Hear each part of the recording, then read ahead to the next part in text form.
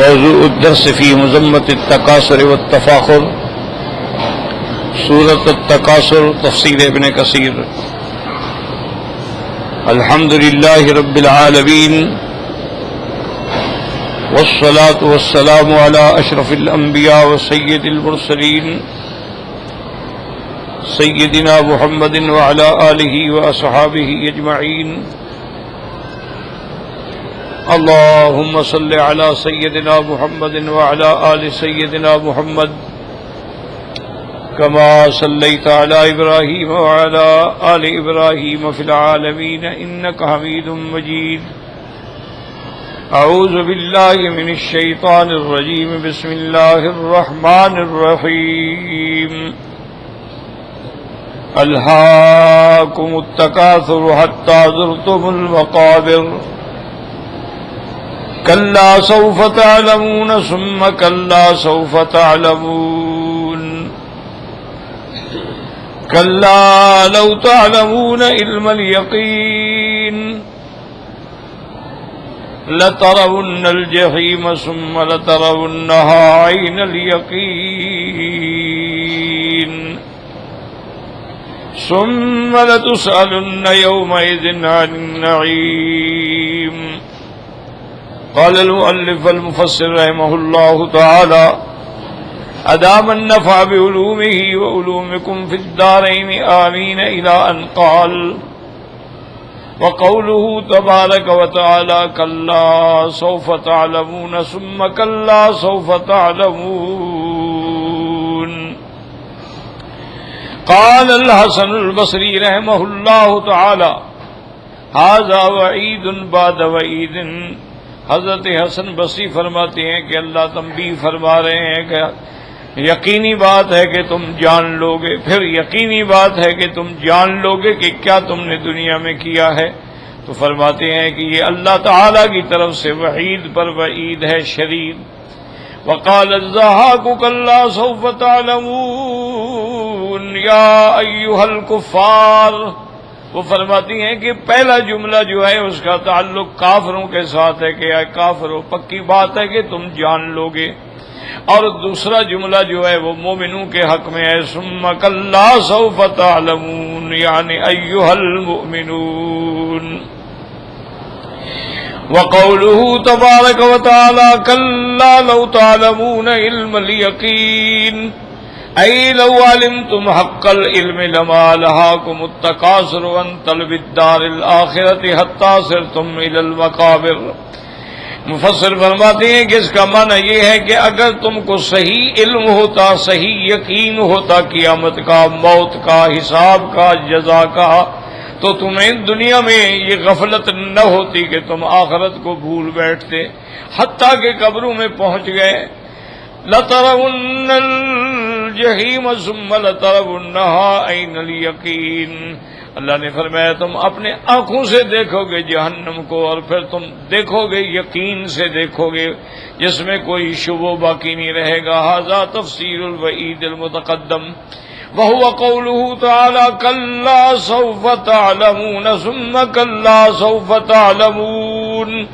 توعدهم بهذا الحال، اللہ تبارک و تعالی نے ان کو ڈرایا ہے اس وقت سے، اس کیفیت سے، وہو رؤیت اہل النار، جب جہنم والے جہنم کو دیکھیں گے، التی اذا زفرت زفرۃ واحدۃ خر کل ملک مقرب ونبی مرسل علی رکبتیہ من الوہابۃ والعظمۃ ومعاینۃ الاحوال علی ما جاء بالاثر المروی فی ذلک۔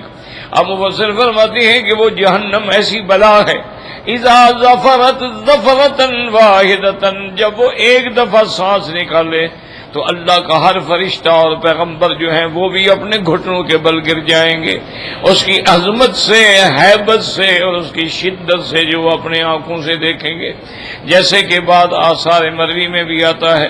وقوله تبارک و تعالی: ثم لتسألن يومئذ عن النعیم، اے ثم لتسألن يومئذ عن شکر ما انعم اللہ به علیکم من الصحة والأمن والرزق وغير ذلك ما إذا قابلتم به نعمه من شكره وعبادته. پھر اللہ پاک نے فرمایا کہ پھر تم سے پوچھا جائے گا قیامت کے دن کہ جو اللہ نے انعام کیا تھا تم نے اس کا کیا شکر ادا کیا ہے. اللہ نے تمہیں صحت دی، اللہ نے تمہیں امن دیا، اللہ نے تمہیں رزق دیا، اللہ نے تمہیں اتنی نعمتیں دی کہ جن کو کوئی شمار نہیں کر سکتا، لیکن تم ان نعمتوں کے بدلے میں کتنا اللہ کا شکر ادا کرتے رہے ہو. اب ایک مسئلہ یہاں اور سمجھ لیں، وہ یہ ہے کہ جیسے یہاں آیا کہ بھائی جہنم کی اتنی ہیبت ہوگی، اتنا ہول ہوگا، کہ اتنا عظمت ہوگی کہ اللہ کے فرشتے بھی گھٹنوں کے بل گر جائیں گے. اور روایت میں ہے کہ پیغمبر بھی یعنی اس خوف سے گر جائیں گے. تو یہی وہ مقامات ہوتے ہیں. اللہ پاک رحمت فرمائے اور اللہ ہمیں آپ کو ہر کلمے پڑھنے والے کو ہدایت دے کہ جو باطل فرقے ہیں نا وہ انہی چیزوں کو پکڑتے ہیں. دیکھو جی جہنم کا اتنا ڈر ہے کہ پیغمبر بھی گھٹنے کے بل گر گئے، اور دوسری جگہ قرآن کہتا ہے کہ ایمان والوں کو کوئی غم بھی نہیں ہوگا، کوئی خوف بھی نہیں ہوگا، کوئی ڈر بھی نہیں ہوگا، وہ تو امن میں ہوں گے.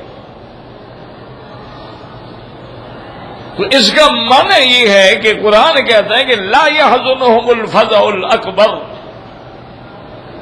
اس دن کی جو پریشانی ہے ان کو وہ پریشان نہیں کریں. اور روایات میں یہ آ رہا ہے تو اس کا معنی ہے کہ نعوذ باللہ حدیث قرآن کی مخالف ہو گئی. اسی لیے ان لوگوں نے انکار حدیث کر دیا کہ حدیث کو ہم مانتے ہی نہیں. اور اپنے عقل میں انہوں نے یہ سمجھ لیا کہ جتنے جھگڑے ہیں نہیں حدیث ماننے سے، حدیث نہیں مانیں گے سارے جھگڑے ختم ہو جائیں گے، کیونکہ ایک حدیث میں ایک حکم ہے، دوسری حدیث میں ایک دوسرا حکم ہے.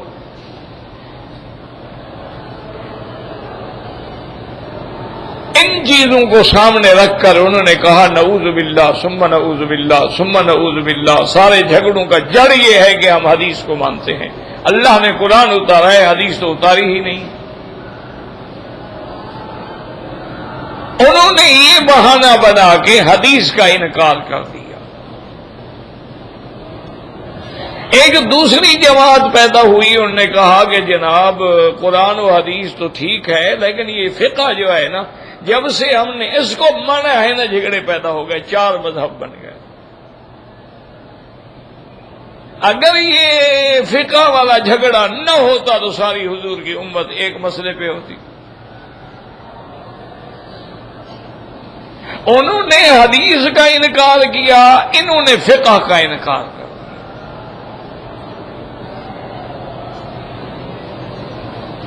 اور انہوں نے انکار اس لیے کیا کہ جب ان کو حدیث مبارک سمجھ نہ آئی. اس کی مثال میں عرض کروں کہ ایک حدیث مبارک میں ہے کہ میرے مدنی، میرے آقا رحمت دو عالم سیدنا محمد مصطفیٰ صلی اللہ علیہ وسلم کی عمر مبارک جو ہے وہ 63 سال. اور دوسری حدیث مبارک میں ہے کہ حضور صلی اللہ علیہ وسلم کی عمر مبارک جو ہے وہ 65 سال. اچھی طرح سمجھو، میں نے عرض کیا تھا نا کہ درس میں توجہ رکھو. جب تک توجہ نہ ہو نا، ایک روٹی بھی عورت نہیں پکا سکتی ہے. توجہ نہ ہو، یا ہاتھ جل جائے گا یا روٹی جل جائے گی. توجہ نہ ہو تو ایک چائے کی پیالی بھی تم نہیں بنا سکتے ہو. یا پتی زیادہ ہو جائے گی، یا دودھ کم ہو جائے گا، یا پانی کچا رہ جائے گا. سب سے بڑی بات ہے ارتکاز، توجہ، کہ کامل توجہ.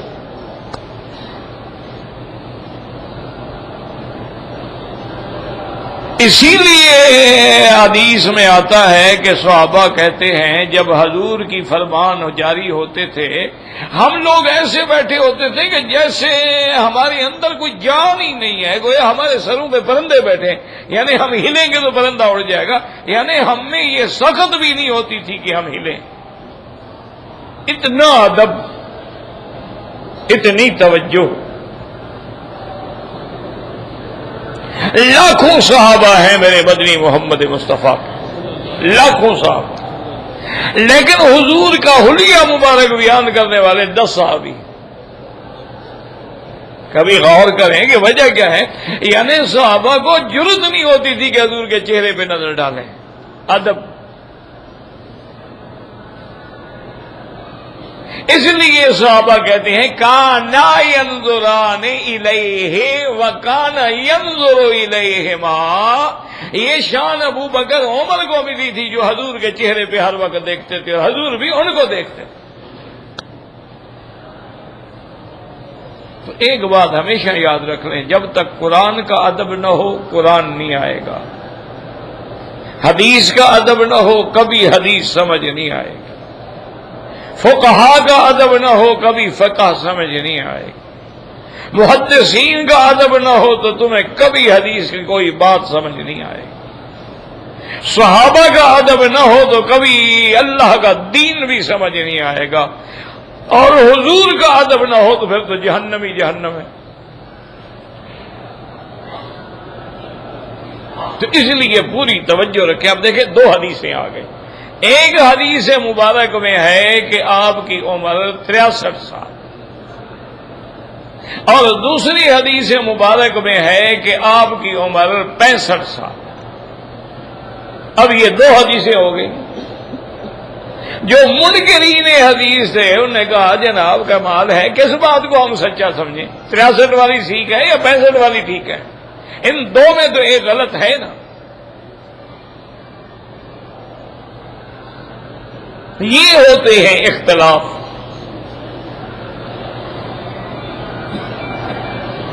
اب حضور کا سب سے بڑا معجزہ جو ہے وہ معراج ہے۔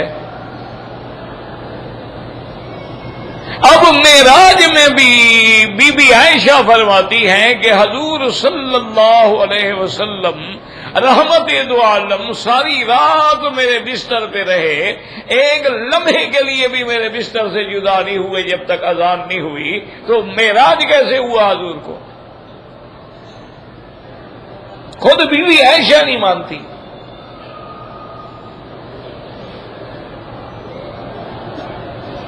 وہ کہتی ما فقدت رسول اللہ صلی اللہ علیہ وسلم فراشی، میں نے حضور کو اپنے بستر سے جدا پایا ہی نہیں ہے۔ تو روحانی معراج ہوگا لیکن حضور کا جسم مبارک تو نہیں گیا۔ اب اتنا بڑا مقام ہے بی بی عائشہ کا، اور اتنا بڑا قرب ہے حضور کے ساتھ، حضور کی بیوی ہے، امہات المومنین ہے، زوجۃ الرسول ہے، صدیقہ ہے، بنت صدیق ہے۔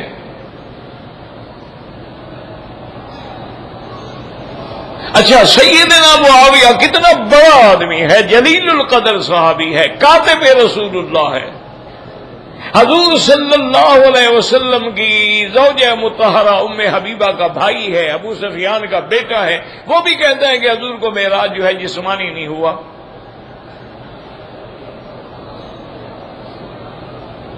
اب دیکھیں اختلاف آ گیا۔ عبداللہ ابن عباس، عبداللہ ابن مسعود، جمہور صحابہ سارے، ابو بکر، عمر، عثمان، سب کہتے ہیں نہیں حضور کا معراج برحق ہے، اور حضور اپنے جسد مبارک، جسم مبارک کے ساتھ نیند میں نہیں جاگتے ہوئے آسمانوں پہ تشریف لے گئے۔ اب اختلاف آ گیا کہ نہیں آ گیا؟ کہنا فقہ میں اختلاف ہوتا ہے، بھئی یہ تو حدیث میں بھی اختلاف ہو گیا نا جی۔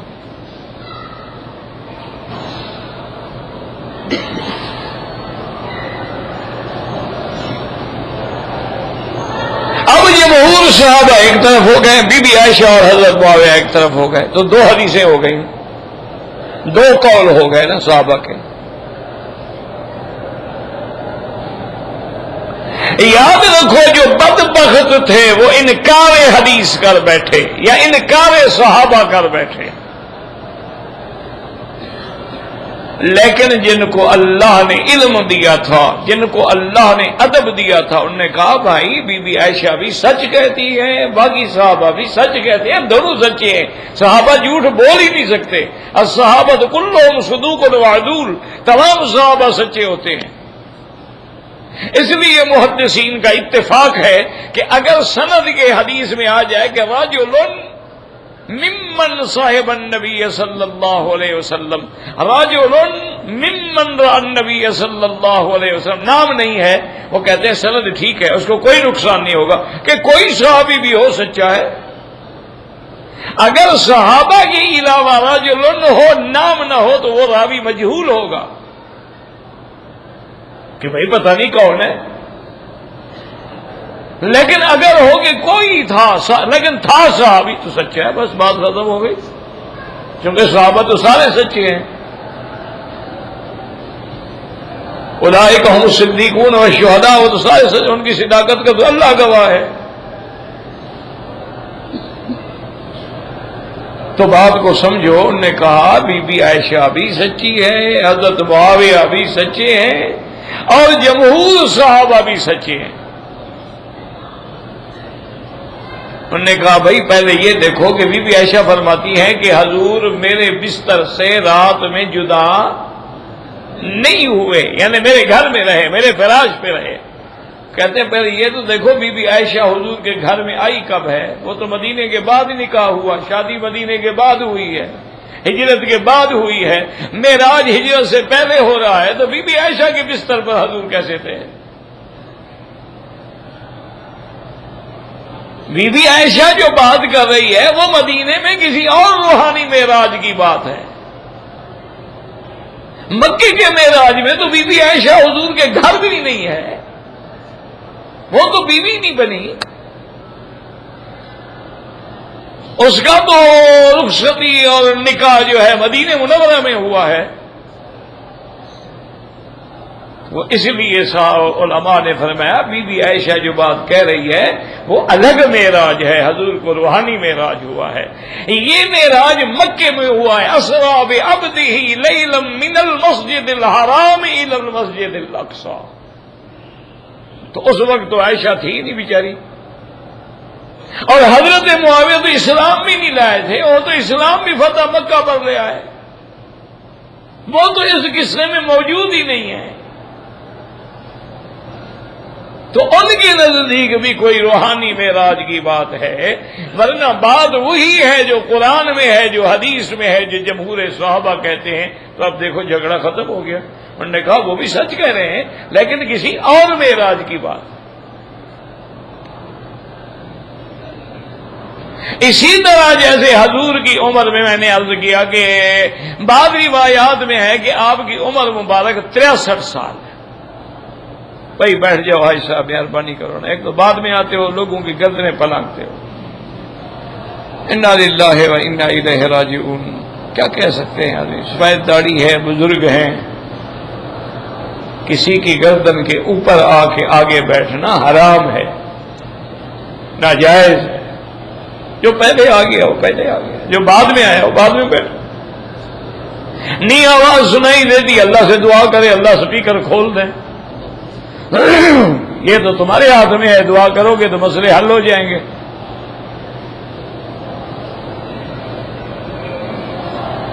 اب جناب یہ ہے کہ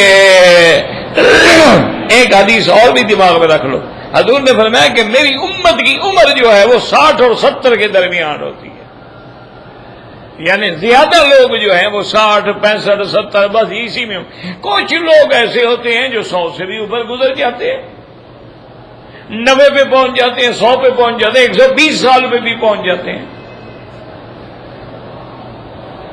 لیکن اکثر جو ہے وہ 60 سے 70 کے درمیان۔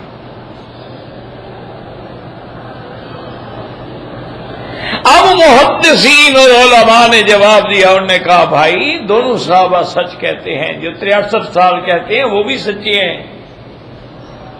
اور جو 65 سال کہتے ہیں وہ بھی سچے ہیں۔ بھائی دونوں کیسے سچے؟ انہوں نے کہا حضور پیدا ہوئے ربیع الاول میں، ٹھیک ہے، اور وفات ہوئی ربیع الاول میں، تو جنہوں نے اس کو پورا سال گنا انہوں نے کہا 65 سال ہے، جنہوں نے وہ چھوٹے ربیع الاول والے مہینے گنے ہی نہیں انہوں نے کہا سال پورے 63 ہوئے ہیں، وہ تو کچھ مہینے اوپر نیچے تھے ان کو چھوڑ دیا۔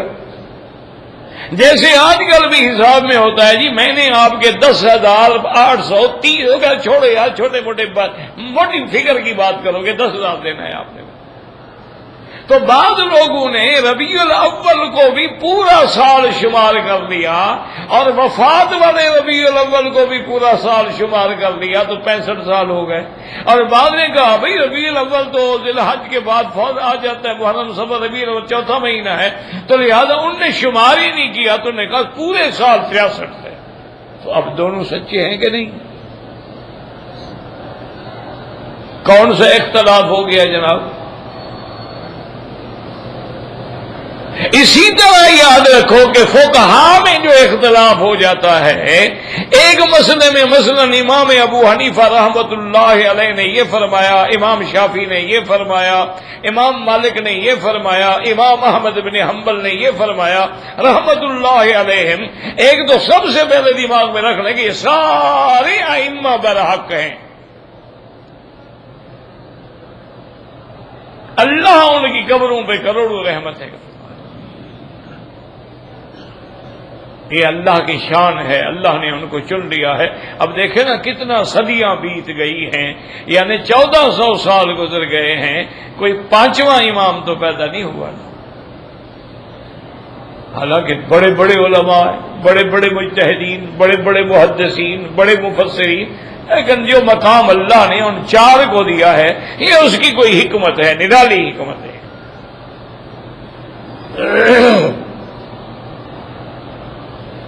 اب ان میں جو اختلاف ہوتا ہے یاد رکھو اس کی وجہ کیا ہے کہ یا تو فہم کا اختلاف ہوتا ہے کہ اس کے عقل مبارک میں یہ بات یوں آئی ہے، دوسرے امام کی عقل میں یوں آئی ہے. اس کو کہتے ہیں اختلاف فہم، یعنی سمجھنے میں اختلاف ہے، حضور سے اختلاف نہیں ہے. اچھی طرح دماغوں میں بات رکھو. جیسے کہ حدیث میں ہے کہ حضور نے صحابہ کو فرمایا لا یصلین صلاۃ العصر الا فی بنی قریظہ، کہ میرے صحابہ عصر کی نماز بنی قریظہ جو یہودیوں کا مسکن ہے وہی پڑھنی ہے. حضور جنگ کرنا چاہتے تھے ان سے. بنو قریظہ یہودی تھے اور یہودی تو غدار ہوتا ہی ہے. یہ آج کے دشمن نہیں ہے، یہ حضور کے زمانے سے ہمارے دشمن ہیں. اور یہ دشمن صرف حضور کے بھی نہیں، دشمن اسلام بھی ہیں، دشمن دین بھی ہیں، دشمن قرآن بھی ہیں، دشمن ایمان بھی ہیں.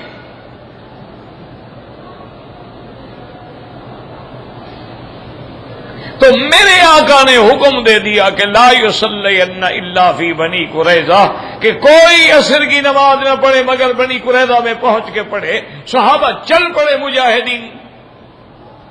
اب جب راستے میں گئے تو عصر کا نماز کا وقت ہو گیا. جب عصر کی نماز کا وقت ہو گیا اب صحابہ میں 2 جماعتیں بن گئی.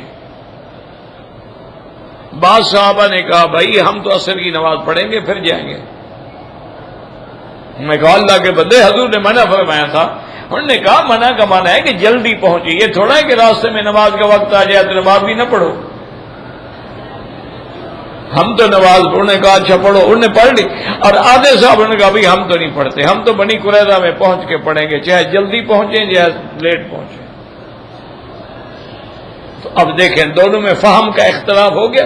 کچھ صحابہ نے حضور کی بات کو یوں سمجھا اور کچھ صحابہ نے ظاہر لفظ پہ عمل کیا. جب مسئلہ ختم ہو گیا حضور کے سامنے رکھا گیا کہ یا رسول اللہ ان لوگوں نے تو راستے میں نماز پڑھ لی لیکن ہم نے نہیں پڑھی. فرمایا سب تم دونوں ٹھیک ہو، جن نے پڑھ لی ہے انہوں نے بھی کوئی غلطی نہیں کی. نماز کا وقت آ گیا پڑھ لی، اور جنہوں نے میرے ظاہر لفظ کو لے کے وہاں پہنچ کے پڑھی ہے انہوں نے بھی کوئی غلطی نہیں کی. تو فہم میں بھی اختلاف ہو جاتا ہے. آپ دیکھتے ہیں نا کہ آپ کے ہاں جب عدالتوں میں وکلا بحث کرتے ہیں تو ایک ہی قانون پیش کرتا ہے ایک وکیل، دوسرا اسی پر بحث کرتا ہے کہ نہیں سر اس کا مطلب یہ نہیں، اس کا مطلب یہ ہے. اب وہ قانون کا انکار نہیں کر رہا ہے، اپنی اپنی اوپینین دے رہا ہے. تو بات کو سمجھا کرو، ایسے نہیں کہ بس سارے بعض صحابہ کے دشمن بن گئے، بعض فقہ کے بن گئے، بعض حدیث کے بن گئے۔ انا للہ و انا الیہ راجعون۔ اللہ سب کی ہدایت کا فیصلہ فرمائے۔ یہ اختلاف فہم ہے، سوچ میں فرق ہے اور ہوتا ہے۔ اچھا اسی حج کے مسئلے میں دیکھ لیتے ہیں، امام شافعی رحمت اللہ علیہ فرماتے ہیں اگر کسی آدمی نے عمرہ کیا ہے یا حج کیا ہے تو جب سر مڈانے کا وقت آیا ہے اس نے اگر اس طرح پھروایا ہے تو افضل ہے، لیکن اگر اس نے 3 بال بھی کاٹ دیے ہیں نا بس احرام سے نکل گیا ہے۔ حتیٰ کہ ان کی کتابوں میں ہے کہ حلقن کسرن حلقن نطفن، یعنی اس کو کوئی نئی نہیں ملا، اس نے اپنے 3 بال یوں کھینچ کے توڑ دی، ہو گیا بس ٹھیک ہے احرام سے نکل گیا ہے۔ اس کو کوئی نہیں ملا، اسے مچ سے جلا کے 3 بال جلا دیے ہیں، وہ کہتے بس ٹھیک ہے احرام سے نکل گیا ہے۔ وہ کہتے کیوں؟ قرآن کہتا ہے محلقین رؤوسکم ومقصرین، اس طرح پھرانے والے اور بال کٹانے والے، چاہے اس نے 3 بال کٹائے ہوں، کٹانے والوں میں تو شامل ہو گیا ہے نا وہ۔ یا تو بالکل اسی لیے بات ہو گئی ٹک لگوا لیتے ہیں نا ادھر سے اور ادھر سے اور ادھر سے، اور یہ بال کٹوائے ہیں نا ہم نے۔ اب امام شافعی جیسا آدمی کوئی چھوٹا آدمی تھوڑا ہے، اللہ ان کی قبر پہ کروڑوں رحمتیں فرمائے۔ آپ تو حج پہ عمرے پہ آئے ہوئے ہیں، کتنے قرآن کے ختم کیے ہیں؟ امام شافعی روز ایک ختم کرتے تھے، سب نے میرے خیال میں 1 پارہ بھی نہیں پڑا ہوگا انشاءاللہ۔ آئے عمرے پہ ہیں ماشاءاللہ، سارا دن گپ شپ لگی ہوئی ہے، ایک ہی فکر ہے کہ البیک کی مرغی کہاں ملتی ہے، پیزا کہاں ملتا ہے، KFC کی مرغی کہاں ملتی ہے، کباب کہاں ملتے ہیں۔ انا للہ و انا الیہ راجعون۔ ایک ہی فکر لگی ہوئی ہے، شوگر ہو گئی ہے نا کہ بپسی پیے ہو بھائی ڈائٹ لے آنا، بھائی وہ اس سے زیادہ خطرناک ہے شریف آدمی، اس سے تو دوسرا میٹھا پی لو، وہ تو اور زہر ہے، اس کے اندر جو سکر ڈالا جاتا ہے وہ تو اور زہر ہے۔ لیکن حاجی کو ایک ہی فکر، اچھا تم نے گھڑی کون سی خریدی ہے؟ کوئی ریلیکس، راڈو، اومیگا، اچھا آج کل کپڑا کون سا اچھا، ایک فکر ہے۔ بس دعا کریں کہ اللہ کریم ہے، ارحم الراحمین ہے، میرا ایمان ہے، بلایا ہے تو دھکا نہیں دے گا، قبول کر لے گا۔ میرا ایمان یہی ہے کہ سخی جب کسی کو دروازے پہ بلا لے تو یہ تو نہیں کہتا یار تم گندے ہو، کہتے آ گیا یار اس کو بھی دے دو۔ ہم بھی جیسے کیسے گندے ہیں لیکن آ تو گئے ہیں نا دروازے۔ رب کریم ہو، مدنی رؤوف الرحیم ہو تو ہم خالی جائیں گے بھلا؟ ہاں جی، کبھی نہیں جائیں۔ لیکن دعا کرو کہ اللہ ہمیں حیا بھی دے، ہم اس رب کریم کا حیا بھی کریں، ہم رحمت للعالمین کا حیا بھی کریں۔ اب دیکھیں امام شافعی رحمت اللہ علیہ فرماتے ہیں کہ وہ مقصرین،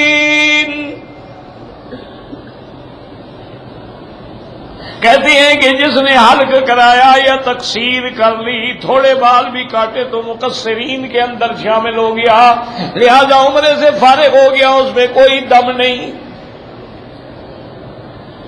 امام ابو حنیفہ فرماتے ہیں نہیں کہ سارے سر پہ اس طرح پھروائے، اور اگر سارے سر پہ اس طرح نہیں پھرایا تو سارے سر کے بال کٹوائے۔ 1/4 حصہ بال جو ہے مثلا اتنے لمبے بال ہے تو چوتھا حصہ سارے سر کے بالوں کا کٹ جائے، اگر تھوڑے بال کاٹے گا تو دم پڑ جائے گی، اور احرام سے بھی نہیں نکلے گا، وہ احرام میں رہے گا۔ احرام کا معنی یہ نہیں کہ چادریں کھول دی، احرام تو ہوتا ہی حلق یا کسر سے ہے، جب تک حلق نہ کراؤ یا کسر نہ کراؤ، لاکھ دفعہ چادریں اتار تو تم احرام سے نہیں نکلے ہو۔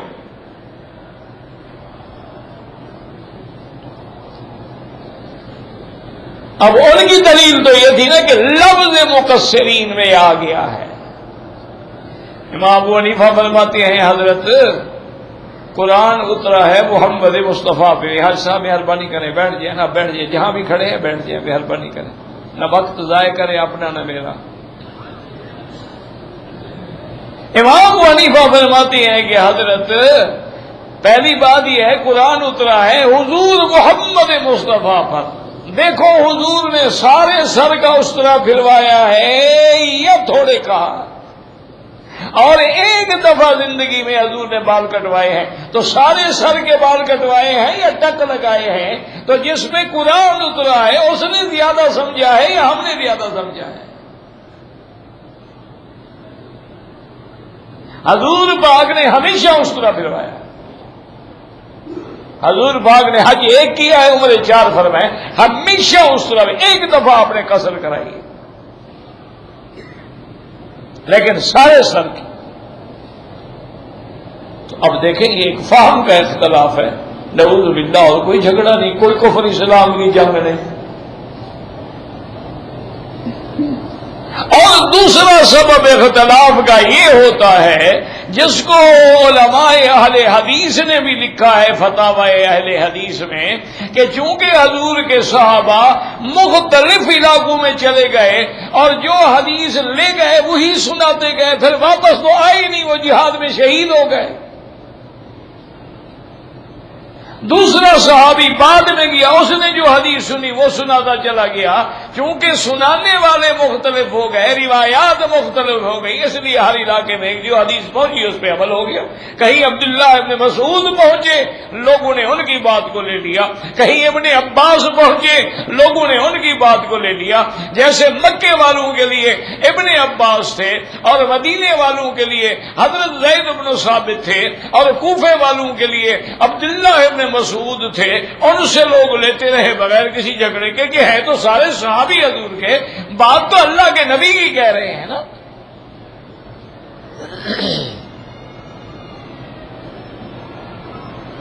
یہ جھگڑے نہ کیے کرو جی رفع دین کرتا ہے کہ نہیں کرتا ہے. خود علماء اہل حدیث کے فتاوا دیکھ لو، فتاوا ستاریہ ہے، فتاوا اس کے بعد نظیریہ ہے، حضرت شیخ نذیر حسین رحمت اللہ علیہ کا فتاوا ہے، فتاوا علماء اہل حدیث ہے. ان سب میں لکھا ہے کہ یہ مستحب امر ہے، کوئی کر لیتا ہے کوئی نہیں کرتا ہے، کوئی مسئلہ نہیں ہے. کیونکہ نہ کرنے والوں کے پاس بھی حضرت عبداللہ بن مسعود کی روایت ہے، ان نے بھی فرمایا کوئی جھگڑا نہیں، یہ جھگڑے ہم نے بنائے ہوئے. تو اس لیے ہمیشہ دماغ میں رکھ لیں کہ حضور کی حدیث سمجھ نہیں آئے گی جب تک فقہ نہیں ہوگی، اور حضور اللہ کا قرآن سمجھ نہیں آئے گا جب تک حدیث محمد مصطفیٰ نہیں ہوگی.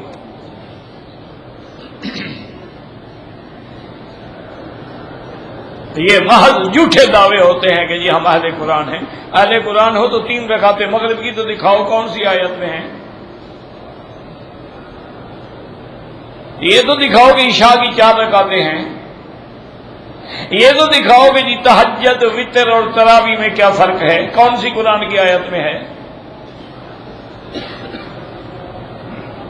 یہ تو دکھائیں کہ زکوٰۃ کا نصاب کیا ہے، سونا ہو تو کیا ہے، چاندی ہو تو کیا ہے، نقد پیسے ہوں تو کیا ہے. یہ تو دکھاؤ کہ زمین عشری ہے یا خراجی ہے، زمین زرعی ہے یا غیر زرعی ہے، زمین بارانی ہے یا ہم خود پانی لگاتے ہیں، اس کا عشر کتنا ہوگا. یہ قرآن کی کسی ایک آیت سے مجھے دکھلا دیں. تو معنی یہ ہوا قرآن میں جب اللہ ڈرائے گا نماز قائم کرو، میرا اللہ کیسے قائم کریں؟ میں نے محمد جو بھیجا ہے صلی اللہ علیہ وسلم، لقد کان لکم فی رسول اللہ اسوۃ حسنہ، تمہارے لیے ہر عمل نمونہ ہے محمد مصطفیٰ. میں نے آرڈر دے دیا ہے لیکن تفصیل بتانے والا محمد مصطفیٰ ہے. میں نے حکم دے دیا ہے، نماز پڑھ کے دکھلانے والا محمد مصطفیٰ ہے. میں نے حکم دے دیا ہے حج فرض ہے لیکن حج کر کے دکھلانے والے محمد مصطفیٰ ہے. اس لیے حضور نے فرمایا تھا خذوا عنی مناسککم، میرے صحابہ مجھ سے حج کے مسائل سیکھ لو، لعلی لا اراکم بعد عامی ھذا، ہو سکتا ہے کہ اگلے سال میں تمہیں نہ دیکھوں۔ اور ہوا بھی اسی طرح، حضرت ربیع الاول میں فوت ہو گئے۔ تو اگر ہم نعوذ باللہ ثم نعوذ باللہ ثم نعوذ باللہ اگر حدیث کا انکار کریں، ایمان سے کہیں، پھر قرآن پر عمل ہو سکتا ہے؟ اور اسی طرح جیسے حدیث کے بغیر قرآن سمجھ نہیں آتا ہے، فقہ کے بغیر حدیث سمجھ نہیں آ سکتی ہے۔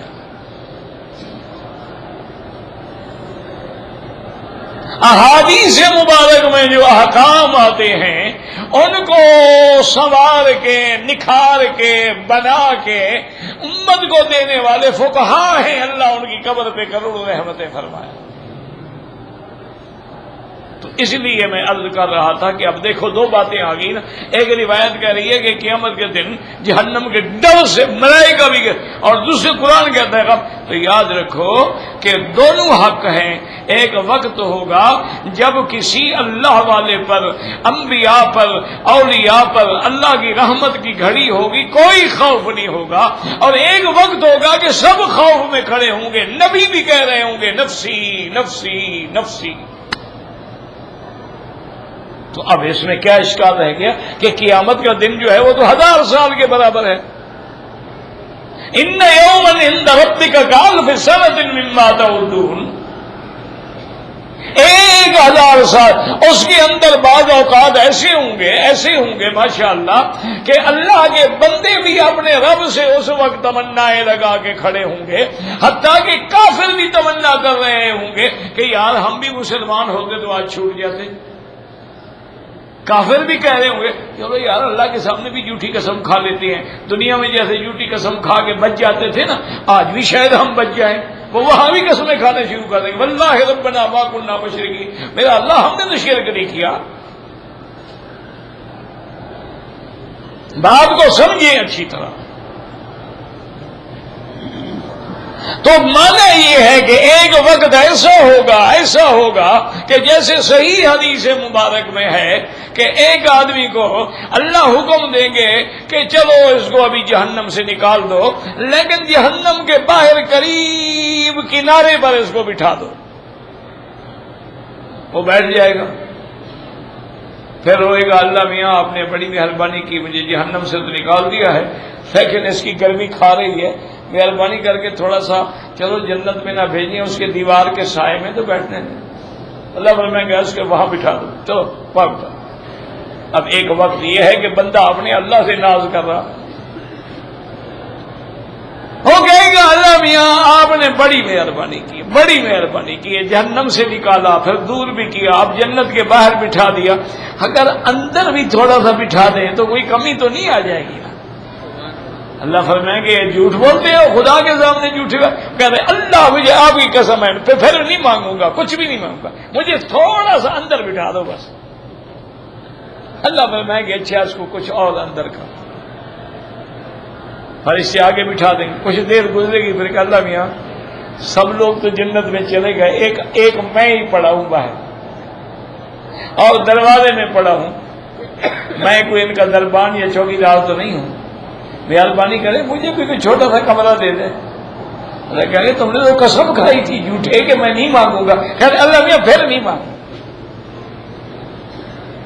ایک وقت یہ ہوگا کہ بندہ اپنے مالک سے ناز کر رہا، اللہ فرمائیں گے میرے بندے اچھا اگر میں تمہیں اتنی جنت دے دوں جتنی آسمان و زمین کی وسعت ہے تو پھر تم راضی ہو؟ اللہ راضی، فرمایا جاؤ دے دو اس کو جنت۔ ایک وقت وہ ہوگا یوم یفر المرء من اخیہ و امہ و ابیہ و صاحبتہ و بنیہ لکل امرئ منہم یومئذ شأن یغنیہ۔ ایک وقت ہوگا کہ آدمی اپنی ماں سے، باپ سے، بیوی سے، اولاد سے بھاگ رہا ہوگا، اپنی پڑی ہوگی، اپنا فکر کھا رہا ہوگا، کسی کے بارے میں نہیں سوچے گا۔ اور ایک وقت وہ ہوگا کہ جب بندہ مومن اللہ کی رحمت سے جنت میں ہوگا تو عرض کرے گا مولا آپ نے مجھ پہ تو کرم فرمایا، لیکن میرے بیٹے، میرے بچے، میری بیٹیاں، میری بچیاں، میرے نواسے، اولادیں، پوتے پوتیاں وہ تو نظر نہیں آ رہے۔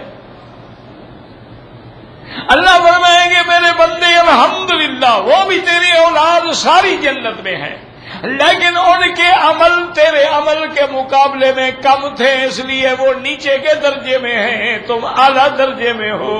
تو کہے گا مولا میں دنیا میں جتنے عمل کرتا تھا اپنی اولاد کے لیے بھی تو کرتا تھا۔ اللہ حکم دیں گے الحقنا بہم ذریتہم، اللہ حکم دیں گے فرشتوں اس کی اولاد کو بھی اسی درجے میں پہنچا دو جس میں ماں باپ ہے۔ وَمَا أَلَتْنَاهُمْ مِنْ عَمَلِهِمْ مِنْ شَيْءٍ، اور اللہ فرماتے ہیں ہم تمہارے مرتبے کو بھی نہیں گھٹائیں گے بلکہ ان کو اونچا کر دیں گے، تمہارا مرتبہ بھی برقرار رہے گا۔ تو اللہ تبارک و تعالیٰ سے دیکھیں کہ وہاں ایک مقام وہ ہوگا اللہ تبارک و تعالیٰ کی کہ اپنی اولاد کی تمنا کریں گے تو اللہ اولاد بھی ساری جمع کر دیں گے، اور ایک وقت ہوگا کہ اولاد سے بھاگ رہے ہوں گے تو قیامت کے حالات مختلف ہیں۔ ایک وقت ایسا بھی ہوگا کہ حور اور دنیا کی عورتیں، دنیا کی بیویاں ان کے ساتھ بھی آپس میں مکالمے ہوں گے۔ وہ کہیں گی دیکھو ہم جنت کی پیداوار ہیں، اللہ نے ہمیں جنت میں پیدا کیا ہے، اللہ نے ہمیں اپنے شان کن فیکون سے پیدا کیا ہے، ہم نے جنت میں ساری زندگی گزاری ہے، تم ہمارا مقابلہ کیسے کر سکتی ہو؟ لیکن دنیا کی بیویاں کہیں گی کہ حوریں زیادہ ناز نہ کرو، نحن المصلیات ما صلیتم ونحن الصائمات وما صمتم، اللہ نے ہم پر نمازیں فرض کی، ہم نے نمازیں پڑھی، روزے فرض کیے، روزے رکھے، تم نے کون سے روزے رکھے ہیں؟ جنت میں تو کوئی روزہ نہیں نا، جنت میں تو کوئی نماز نہیں۔ اللہ نے حج فرض کیے، ہم نے حج ادا کیے، تم نے کون سا حج پڑھا ہے؟ ہمارا مقابلہ کیسے کر سکتے ہو؟ تو ایک وقت وہ ہوگا کہ ان کے درمیان بھی مکالمہ ہو۔ تو اس لیے ہمیشہ یاد رکھیں ان اختلافات کو اختلاف نہ سمجھا کریں، ان کو اعتراض نہ سمجھا کریں، یہ وقت وقت کی بات ہے، ایک وقت میں یہ کیفیت ہوگی، ایک وقت میں یہ کیفیت ہوگی، تو یہ اختلاف نہیں ہوتا ہے، صرف اللہ ہمیں سمجھنے کی توفیق عطا فرما دے۔ واللہ اعلم۔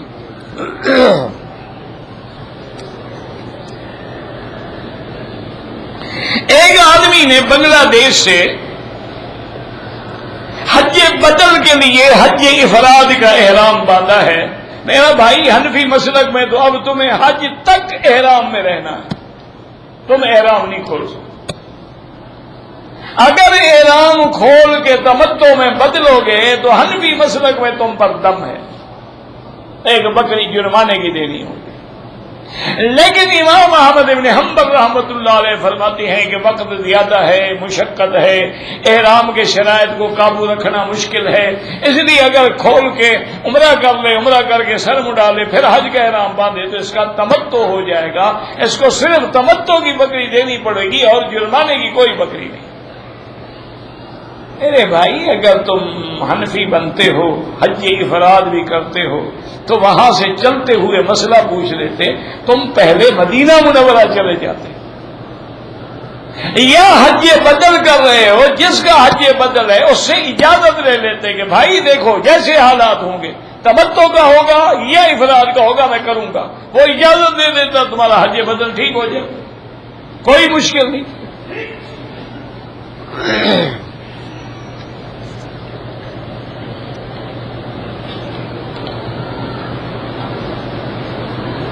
اگر ایک عورت نے 13 کو احرام باندھا ہے عمرے کا، حیض آ گیا ہے، اب ان کو کہتے ہیں کہ مدینہ منورہ قافلے کے ساتھ جانا ہے، تو اب وہ کیا کرے؟ میرا بھائی گزارش یہ ہے، سب سے افضل بات تو یہ ہے کہ اپنے مکتب کو، معلم کو، اپنے ڈائریکٹر حج کو جا کے درخواست دے دیں کہ میری عورت حائضہ ہے، مجھے جلدی نہ بھیجا جائے، مجھے اگلے ہفتے مدینے بھیج دیا جائے۔ چونکہ ہم نے عمرہ نہیں کیا ہے، اور عورت نہ جائے تو خاوند اکیلا کیسے جائے، عورت کو کیسے چھوڑ دے؟ افضل تو یہ ہے کہ ڈیٹ بدل دیں۔ اگر دوسری حالت یہ ہے کہ بغیر عمرے کے ادا کیے ہوئے تم احرام سے عورت نکل بھی تو نہیں سکتی، تو پھر بعض فقہا فرماتے ہیں اسی حالت میں عمرہ کر لے اور ایک دم دے دے کہ اس نے پلید حالت میں عمرہ کیا، لیکن عمرے سے تو نکلے نا، ورنہ عمرے سے تو نہیں نکل سکتی نا جب تک کہ وہ طواف کرے، صفا کرے، بال کٹائے۔ بہتر یہی ہے کہ ڈیٹ بدل لو، آسان حل ہے، کوئی مشکل نہیں، کوئی مشکل مسئلہ نہیں۔ یہ تو ایسے ہوتا ہے جی گروپ جا رہا ہے جانے دو۔ اچھا ایک آدمی بیمار ہو جائے تو کیا کرے گا؟ گروپ کندھے پہ اٹھا کے لے جائے گا اس کو۔ ایک آدمی ہسپتال میں ایڈمٹ ہو جاتا ہے، کیا کریں گے؟ اس کو کندھے پہ بٹھا دیں گے۔ اچھا ایک آدمی ویسے گم ہو جاتا ہے تو کیا کرے گا؟ گروپ ڈھونڈ لے آئے گا، اس کے بدلے میں ایک اور بندے کو ڈال دے گا۔ کون نہیں جاتے ہم، شریعت کا مسئلہ ہے، جب تک میری عورت پاک نہ ہو میں عمرہ نہ کروں، میں نہیں جا سکتا۔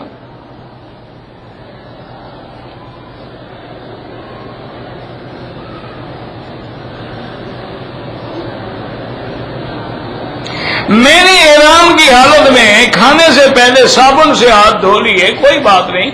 اگر صابن خوشبو والا تھا تو پھر 1-2 ریال خیرات کرو، اگر سادہ صابن ہے کوئی حرج نہیں۔ بھائی مسلمانوں، احرام کی حالت میں کوئی مشکل نہیں، تمہیں صابنوں کی مرض پڑ گئی ہے نا تو ایک سادہ صابن رکھ لو، کپڑے دھونے والا ساتھ رکھ لو، 1-2 دن اس سے بھی گزارا ہو جائے گا۔ خیر میں ہاتھوں کی جلد خراب نہیں ہوگی انشاءاللہ۔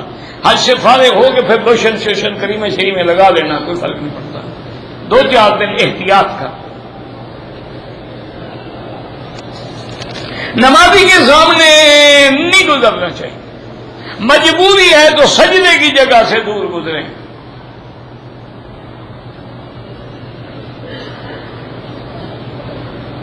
اگر ہم مقیم ہیں مکے کے، حج کریں گے افراد ہوگا، عمرہ کیا ہے دم پڑ گئی، حنفی مسلک میں، باقی مسلک میں دم نہیں پڑتی ہے۔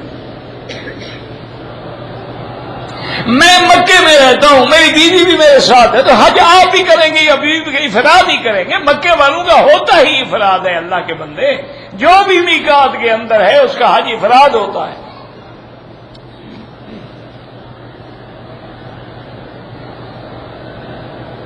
شکار کھیلنا جائز ہے، بالکل جائز ہے، حضرت اسماعیل شکار نہیں کھیلتے۔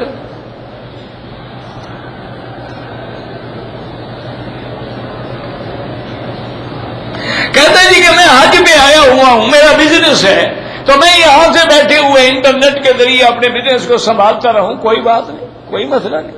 یہ تو قرآن میں ہے کہ لا جناح علیکم، تم پہ کوئی گناہ نہیں ہے، اذا افضتم من عرفات، جب عرفات سے وابتغوا من فضل اللہ، تم کوئی کاروبار بھی کرنا چاہتے ہو تو کر لو، کوئی مسئلہ نہیں، کرتے رہیں آپ۔ بس یہی نہ ہو کہ انٹرنیٹ میں کھو جاؤ، طواف بھی ختم، قرآن بھی ختم، احرام بھی ختم۔ انٹرنیٹ جو ہوا یہ نٹ ہے نا، نٹ نہیں ہوتے تھے آپ کے پاس، یہ بھی وہی ہے نا، وہ نٹ باہر تھے، یہ اندر نٹ ہے۔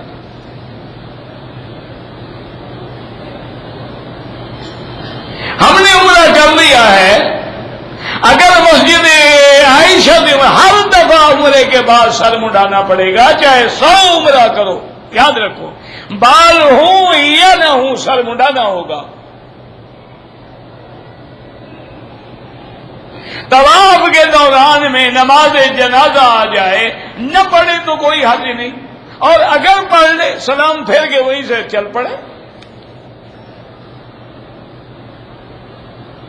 طواف کے دوران میں اگر اذان ہو جائے بالکل جواب دیں، اللہ اکبر اللہ اکبر اللہ، بھی تو ذکر ہے نا۔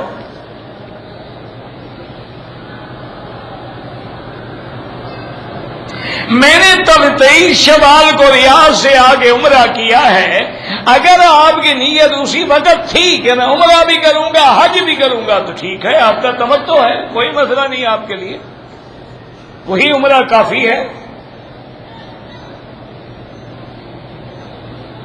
حرم کی اذان کے بعد اگر دیر ہو رہی ہو تو ہم ہوٹل کے کمرے میں نماز پڑھنے اپنے گھر ہی پڑھ لیتے ہیں، اچھا تھا یہاں آنے کی کیا ضرورت ہوگی؟ یعنی کتنی دیر ہو گئی حرم کی اذان کے بعد نماز میں کہ تمہارے انڈے دینے کا وقت آ گیا؟ خدا کا خوف کرو، کوئی شرم کرو۔ ہوٹلوں میں نماز پڑھنے آئے ہو کہ حرم میں نماز پڑھنے آئے ہو؟ اللہ کے نبی فرماتے ہیں معذور ہے، نابینا ہے، حل تسمع النداء، اذان کی آواز آتی ہے؟ انہوں نے کہا ہاں۔ فرمایا عجب، تو آؤ مسجد میں آ کے نماز پڑھو۔ ہوٹلوں میں جماعتیں کرنے کا اللہ محروم کرے تو کوئی کیا کر سکتا۔ ایک آپ کے علاقے کے پیر صاحب آتے تھے اور ماشاءاللہ حرم میں نماز پڑھتے ہی نہیں تھے، اللہ نے پکا محروم کیا تھا۔ کسی نے جا کے پوچھا کہ حضرت آپ نماز، انہوں نے کہا کمال کی بات ہے یار، میں کیسے نماز پڑھوں؟ فجر کی نماز پڑھانے پیر آتے ہیں مجھے یہاں ہوٹل میں، عبد القادر جیلانی کے پیچھے پڑھتا ہوں، ظہر میں معین الدین اجمیری کے پیچھے پڑھتا ہوں، اور عصر کی سری سکتی کے پیچھے پڑھتا ہوں، اور مغرب کی بائی عدین گستامی کے پیچھے پڑھتا ہوں۔ انہوں نے کہا جی ہم نے تو آپ کو پڑھتے ہی نہیں دیکھا۔ انہوں نے کہا تمہاری نظر ہی نہیں ہے، ایسے میں تو پڑھتا ہوں۔ یہ پیر ہیں یا گمراہ ہیں؟ انا للہ و انا الیہ راجعون، انا للہ و انا الیہ راجعون۔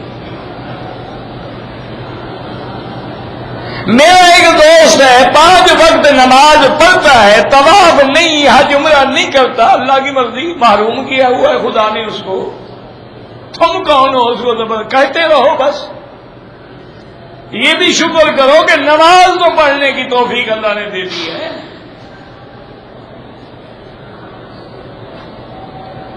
سیدنا امیر معاویہ کو کافر کہنے والا کافر ہے، اعتراض کرنے والا فاسق و فاجر ہے۔ صحابہ پر جو ہے نا قتالہ کفر، تو اس کے بعد وہ فسوق ہو جاتا ہے۔ لیکن بہرحال ایک بات یاد رکھو کہ جب اللہ راضی ہو جائے، کسی کو اعتراض کرنے کا حق ہے؟ صحابہ کے بارے میں اللہ نے کیا فرمایا؟ راضی اللہ ہو، اللہ راضی ہے تم ابھی تک ناراض ہو۔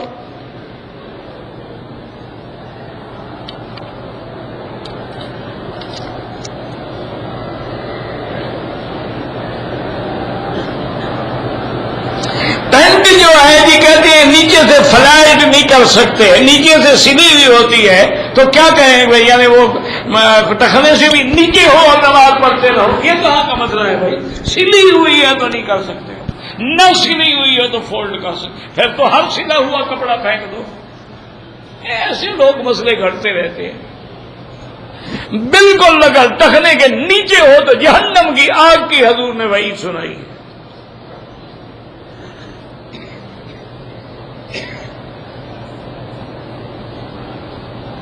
اور جو قبروں میں جاتے ہیں جی آپ ہماری سفارش کریں، یہ غلط بات ہے۔ دعا اللہ سے مانگیں اور اس بزرگ کے لیے بھی مانگیں کہ یا اللہ ان کی مغفرت فرما، ان کے درجات بلند فرما، ان کی قبروں کو منور فرما۔ تو اللہ فرماتے ہیں تم نے میرے بندے کے لیے مانگا، جاؤ تم پر میں رحمت کر دیتا ہوں۔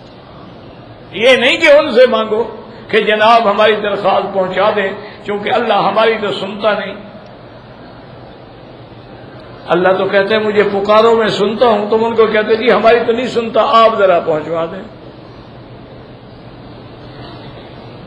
اچھا اللہ کی شان ہے، لوگ ڈاک زندوں کو دیتے ہیں، یہ ڈاک بھی مردوں کو دیتے ہیں۔ کبھی مردہ ڈاکیا بھی ڈاک پہنچا گیا تمہارے گھر میں؟ یہ عجیب لوگ ہیں، کیا کریں آپ؟ ان کے لیے دعا مانگو کہ یا اللہ یہ تیرے محبوب، تیرے پیارے، تیرے اولیاء، تیرے بندے ہیں، تو نے ان پہ بڑا کرم کیا ہے، میں اس مقام پہ آیا ہوں، اس برکت مقام کی وجہ سے رحمت فرما دے اور ان پہ بھی رحمت فرما دے۔ تو جب تم ان کے لیے مانگتے ہو تو اللہ کی رحمت جوش میں آ جاتی ہے کہ تم نے میرے ولی کے لیے مانگا ہے، تمہاری مشکلیں میں حل کر دیتا ہوں۔ مکے والوں پر حج کی بکری نہیں ہوتی، پہلا حج ہو یا 1000واں حج ہو، خوشی سے دینا چاہو دے دو۔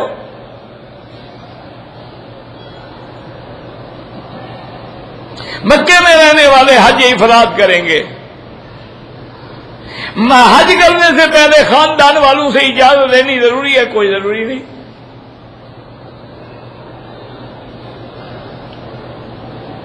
رمضان کے بعد جنہوں نے حج افراد کرنا ہے وہ اشہر حج میں عمرہ نہیں کریں گے، ہمارے ملک میں جنازے کی نماز 2 سلام سے پڑھی جاتی ہے، وہ بھی جائز ہے، 1 سلام بھی جائز ہے، کوئی جھگڑا ہے ہی نہیں اللہ کے بندے۔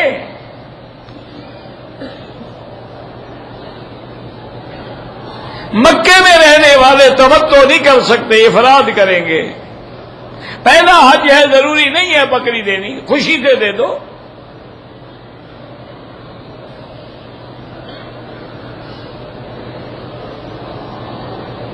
حج سے پہلے قرضہ ادا کر سکتے ہو، اچھی بات ہے، نہیں کر سکتے ہو تب بھی حج کرو، نیت کر دو قرضہ دینے کی۔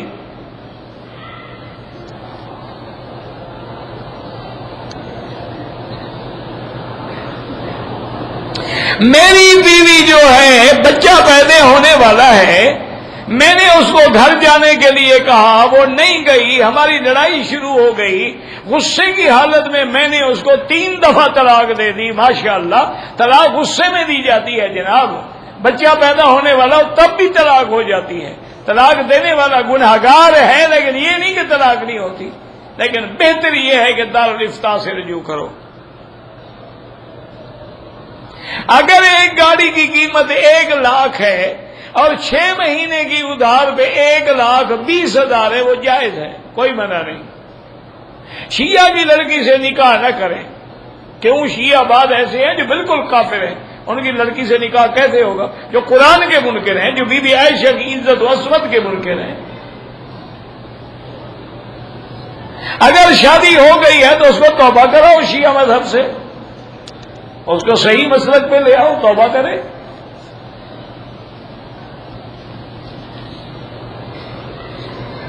اگر حجر اسود کو اشارہ کرنا ہو، 1 ہاتھ سے بھی جائز ہے اور 2 سے بھی جائز، کوئی جھگڑا نہیں۔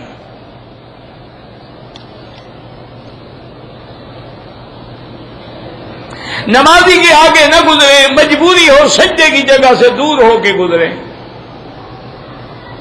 نمازی ہمیں امام کا پتہ نہیں کہاں کھڑا ہوتا ہے، وہ جہاں کھڑا ہو اس کا فکر نہ کرو، تم نماز پڑھو بس۔ اگر ہم نے دوسرا عمرہ کرنا ہے تو آپ مسجد عائشہ جائیں گے یا جیرانہ جائیں گے، یعنی حد حرم کے باہر سے جا کے احرام باندھیں گے۔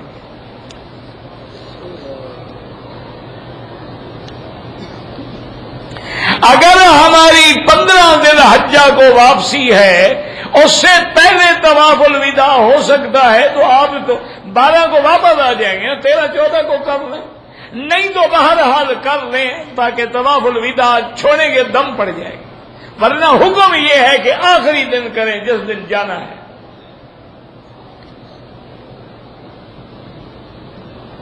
کہتے ہیں جی کہ جو لوگ حج تمتع پہ آئے ہوئے ہیں، عمرہ کر کے احرام کھول دیا ہے، وہ مکے میں میاں بیوی آپس میں مل سکتے ہیں، تو مکے میں جتنے پیدا ہوتے ہیں بچے یہ اوپر سے گرتے ہیں۔ عجیب آدمی، کیوں مکے میں کیوں نہ ملو بھائی؟ بیوی ہے تمہاری، اور زیادہ ثواب ہوگا ملنے میں۔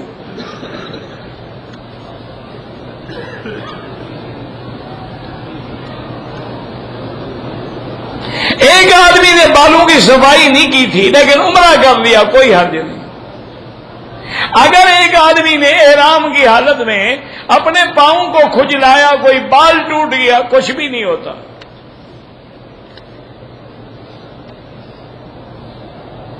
حرم میں بھی اگلی صفیں پر کرنا ضروری ہے، ورنہ جس کے آگے جگہ خالی ہے وہ بندہ گناہگار ہوگا۔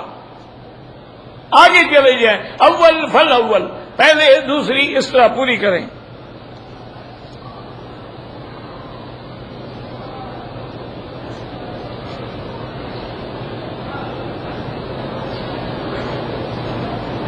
میں نے عمرہ کیا لیکن رمل اور اجتماع بھول گیا، کوئی بات نہیں۔ حج بدل اسی طرح حج ہے جیسے تم اپنا کرتے ہو، صرف نیت اس کی کرو گے جس کے لیے کر رہے ہو۔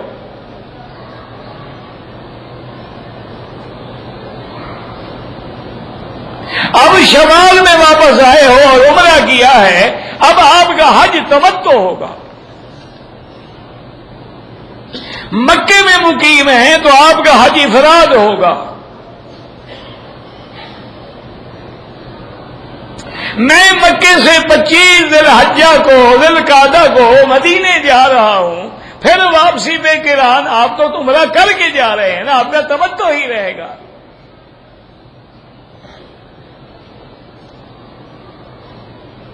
بہرحال یہاں پر جو گوشت یا مرغیاں باہر کے ملکوں سے آتی ہیں ان سے بچنا چاہیے، ان کا کوئی اعتبار نہیں۔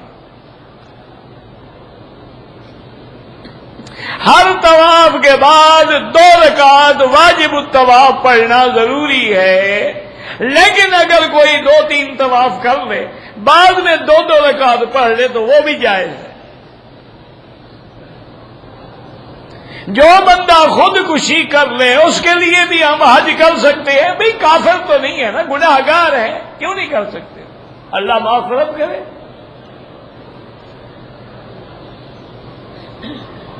نماز کے دوران یہاں صفیں خالی ہوتی ہیں، نہیں ہونی چاہیے، پر کرو۔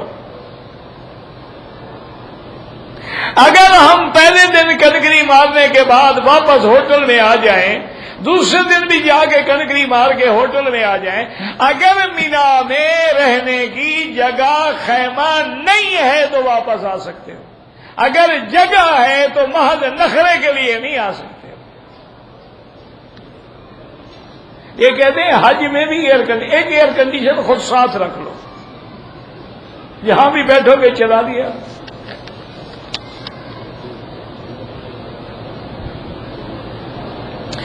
عرفات میں ہم نے عصر کی نماز تو امام کے ساتھ پڑھ لی، لیکن ہم نے پہلے ظہر نہیں پڑھی تھی، ہم نے بعد میں پڑھی، وہ ٹھیک ہے، کوئی بات نہیں، قضا ہو گئی۔ 8 ذی الحجہ کو جب ہم جائیں گے تو طواف اور صفا مروہ دوڑ کے جانا ضروری ہے؟ کوئی ضروری نہیں، آپ احرام باندھیں اور لبیک پڑھتے ہوئے سیدھے مینا چلے جائیں۔ 1,00,000 نماز سارے مکے میں ملتی ہے جہاں بھی پڑھو گے، لیکن اللہ کے گھر میں تو 27 لاکھ ملتا ہے نا۔